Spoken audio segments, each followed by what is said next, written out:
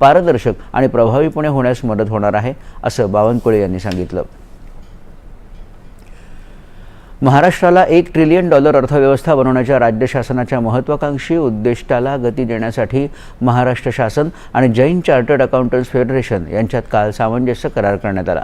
या कराराच्या माध्यमातून राज्यात थेट परकीय गुंतवणूक आकर्षित करणं, भांडवल उभारणीला चालना देणं, ज्ञानाची देवाणघेवाण वाढवणं तसंच जागतिक गुंतवणूकदारांशी संपर्क अधिक मजबूत करण्यासाठी प्रभावी व्यासपीठ उपलब्ध होणार आहे.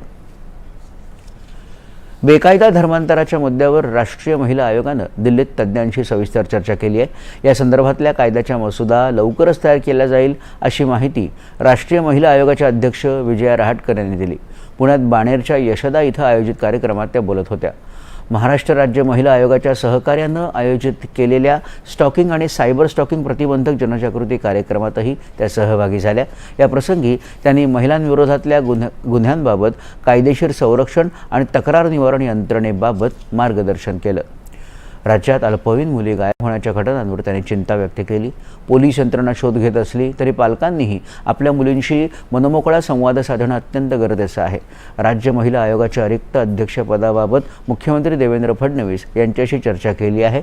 लवकरच या पदावर नियुक्ती केली जाईल, असंही त्यांनी स्पष्ट केलं.